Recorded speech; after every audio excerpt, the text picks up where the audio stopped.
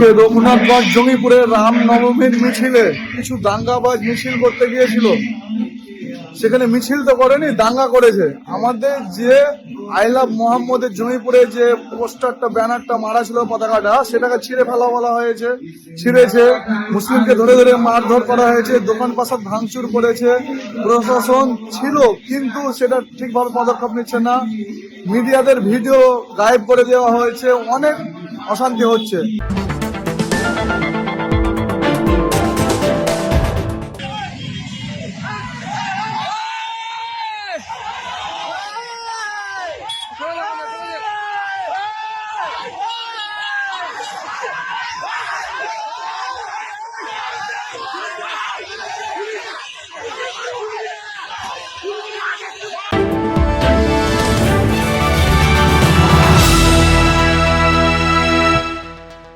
এ যেন অচেনা বাংলা। এখানে দুর্গাপূজা ছিল গান, কবিতা, যৌবনের প্রেম ও মৃৎশিল্পের এক অসাধারণ সাংস্কৃতিক উৎসব। কিন্তু গত দুদিন ধরে গ্রামে গঞ্জে শহরে তলোয়ার, লাঠি, কাস্তে, বটি নিয়ে রাস্তায় যে উত্তম নাচ দেখলো বাংলা, সে এক সম্পূর্ণ অচেনা দেশ। ভোজপুরে ডিজে গান বাজছে, যুবকদের মুখ ঢাকা রয়েছে গেরুয়া রঙের কাপড়ে, হাতে ইট, পাথর, তলোয়ার, আক্রমণাত্মক চোখ। শহরে আবার বিকট আওয়াজ করা মোটর বাইকে গেরুয়া ঝান্ডা হাতে যুবকেরা।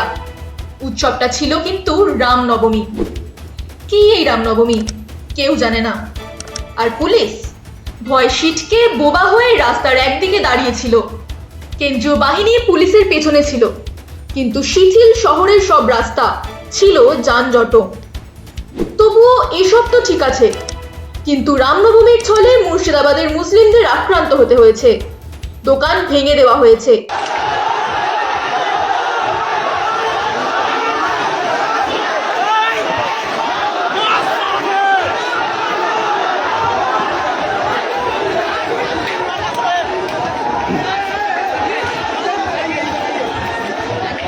উত্তেজনা।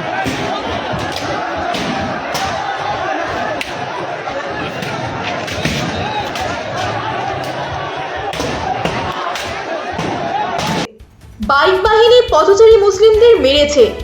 গত দুদিনে বাংলার অবস্থা ছিল দেশলাইয়ের বাক্সের মতো, ফোঁস করলেই আগুন লাগতে পারত। হঠাৎ রামনবমী উদযাপন করার জন্য এত লোক সবাই গাড়ি নিয়ে তলোয়ার হাতে গেরুয়া পাগড়ি পরে কেন নেমেছিল? বিজেপির ছায়া সংগঠন আছে অনেক, ভোটের আগে প্রতিবারই তারা সক্রিয় হয়। এবার বিজেপি চাইছে হিন্দু মুসলিমের ধ্রুবীকরণ হোক। 50% হিন্দু ভোট না পেলে সেটা সম্ভব নয়, তাই হিন্দুদের মধ্যে রামনবমীর নামে ধর্মের ভূষীকরণ চাইছে বিজেপি।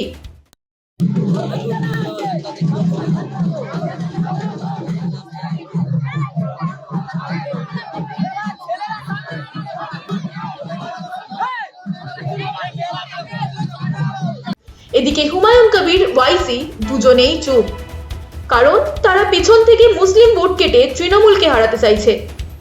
বিজেপির অঙ্কটা খুবই সহজ, রামনবমীর নামে মুসলিমদের ভয় দেখানো, হুমায়ুন কবিরকে বাবরি মসজিদ করতে দিয়ে হিন্দুদের ভয় দেখানো। এই ফর্মুলা কাজে লেগে গেলে তৃণমূলের হার নিশ্চিত।